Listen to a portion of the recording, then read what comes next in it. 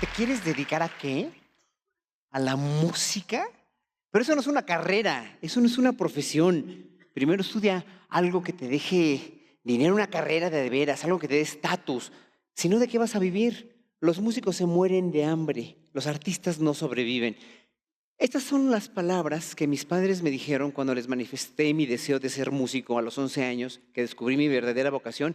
Y son las palabras que muchos padres les dicen a sus hijos cuando ellos tienen inclinaciones artísticas y quieren dedicarse a cualquiera de las bellas artes.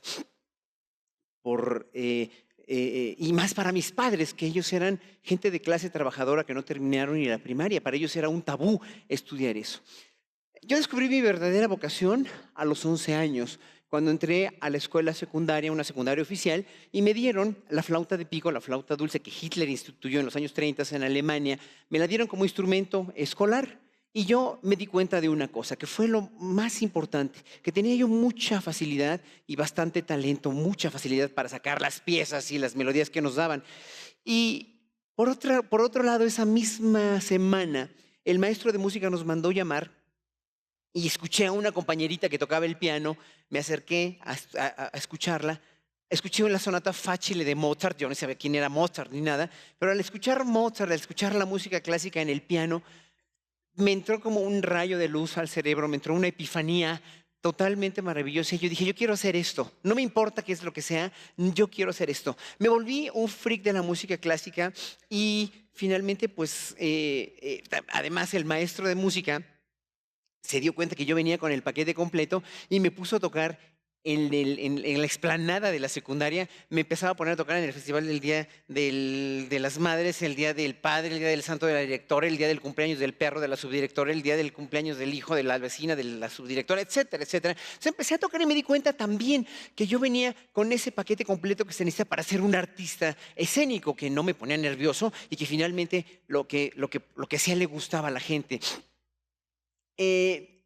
Por esas mismas fechas también, y paralelamente a eso, me di cuenta y descubrí que yo tenía un gusto que me gustaban las personas de mi mismo sexo, que me gustaban los chavitos en vez de las chavitas. Ya de hecho a los 11 años tenía un noviecito que tenía 2 años más que yo y en verdad nunca me dio culpa y hasta la fecha jamás me he sentido culpable ni raro por eso, finalmente. Gracias. Gracias. Gracias.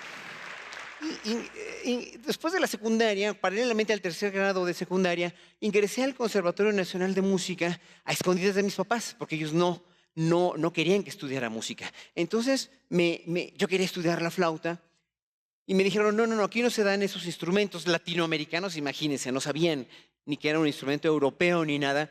Y resulta que pues, me tuve que inscribir a violín, en la carrera de violín.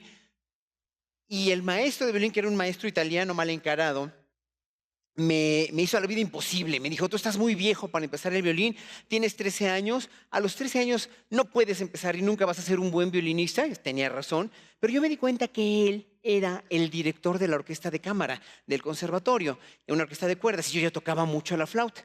Un día me le presenté en un ensayo y le dije, maestro, yo quisiera tocar de solista con su orquesta. Me dice, pero estás loco, Franco, vas en primer año de violín, ¿cómo se te ocurre? No, maestro, no es con el violín, es con la flauta. Saqué una flauta como esta y le empecé a tocar un fragmento de un concierto de Vivaldi.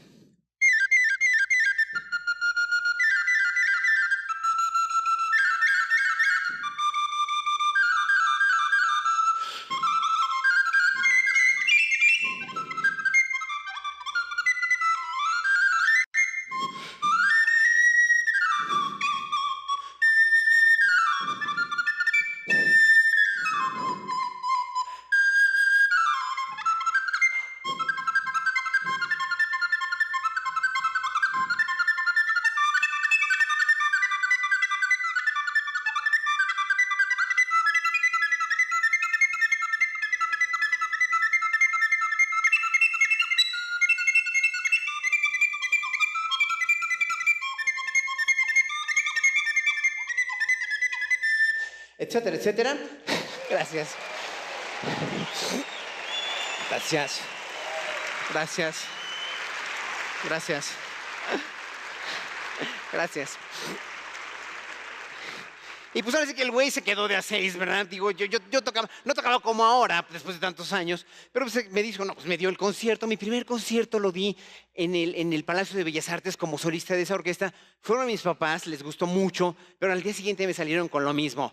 No, es que bueno que estudies música, pero no, eso no va a ser tu carrera. Tienes que estudiar algo que te deje dinero. Entonces les dije, miren, si a los 20 años o a los 25 me convertí en un músico sin oficio ni beneficio, que les pide todo a ustedes, que vive de ustedes, puedo estudiar lo que a ustedes se les pegue la gana. Pero déjenme aprovechar esta edad que tengo, porque yo supe precisamente que tenía esa edad para poder estudiar música y tenía esas dos cosas que uno siempre tiene que saber. Y les aconsejo a los jóvenes y a los no tan jóvenes que tienen hijos que les inculquen eso, que para descubrir la verdadera vocación se necesita talento o dotes genéticas y se necesita pasión. Y yo tenía esas dos. Entonces yo tenía todo el camino realmente trazado según yo. Y pues bueno, finalmente mis padres murieron tranquilos porque muchos años después se dieron cuenta que yo iba a ser músico, que yo era músico y no fui una víctima también de una de las grandes tragedias de las que siempre me gusta hablar en este país. Una de las grandes tragedias que es precisamente la orientación vocacional, la falta de una orientación vocacional adecuada, porque mucha gente no está en el lugar donde quiere estar o donde puede estar y acaba haciendo otra cosa. Esa es una de las grandes tragedias que pasan en este país. Yo no fui víctima. Mi paso por el conservatorio fue vertiginoso. A los 16 años daba yo ya clases, fui el profesor más joven del conservatorio y a los 17 fui admitido en la mejor escuela del mundo que ustedes acaban de escuchar con nuestros presentadores, el Conservatorio de Ámsterdam, con el mejor maestro del mundo que era Walter van Houwe. Cuando llegué a Holanda me di cuenta de, en verdad, el nivel tan altísimo que había y pues yo dije, aquí con mi talento y con mi pasión no voy a hacer nada si no veo por qué esta gente toca tan bien. Y me di cuenta que era una metodología que tenían y un trabajo que había detrás de eso, que no estamos acostumbrados tampoco en México. Yo siempre he dicho en las escuelas de música, hago un paréntesis, que el talento es directamente proporcional a la flojera o a la hueva, como quieran llamarle. Mientras más talentosos, a veces más flojos somos. Y allá me di cuenta que allá no podía ser flojo. Entonces me puse a trabajar como una bestia y en un año más ya estaba yo asistiendo a mi maestro, dando las clases de técnica con él, junto con él en el conservatorio. Terminé el conservatorio, pero Holanda me dejó, aparte de esto, les quiero comentar lo que significa vivir en una real y verdadera democracia. Eso fue en los años 80, donde no había tanto racismo ni tanto odio interracial como hay ahora en Europa. Me tocó vivir en una Holanda donde no había diferencias raciales, donde no había discriminación a nadie, donde además las diferencias entre ricos y pobres no eran ni mínima parte de lo grosero que son en nuestros países latinoamericanos. Me tocó vivir una democracia maravillosa y aprendí mucho de eso. Y aprendí también, obviamente, la manera holandesa de vivir la vida, la manera realmente planificada de vivir la vida. Regresé a México porque finalmente pues, tenía que regresar y tenía que dar lo mejor de mí mismo para este país, implementar la carrera de flauta y empezar lo de la música antigua, que era mi pasión también.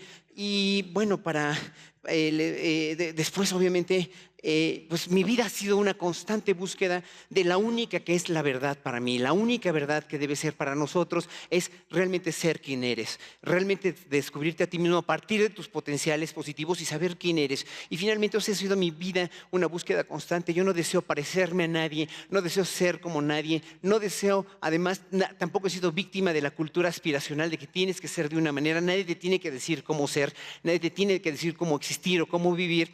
Y en verdad creo que soy un flautista gay, feliz, que finalmente si a mí me discriminan por ser gay, yo creo que no me he enterado ni me importa y yo creo que el que discrimina es el que tiene la enfermedad y no me siento sujeto a discriminación de nadie, porque los que discriminan son los enfermos, finalmente.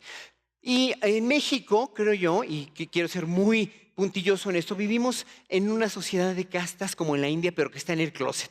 Tenemos un racismo enquistado, un clasismo enquistado que no nos hemos podido quitar de encima y que, pues, para muestra basta un botón, que es realmente que a la gente pobre en ese país o a los indígenas les cuesta un trabajo enorme, un esfuerzo gigantesco llegar a lograr sus metas por ese clasismo, por ese nepotismo, por esas prebendas que hay y por lo que le hace tanto daño a este país, que es el influyentismo y el capitalismo de cuates que enuncia tanto Denise Dresser.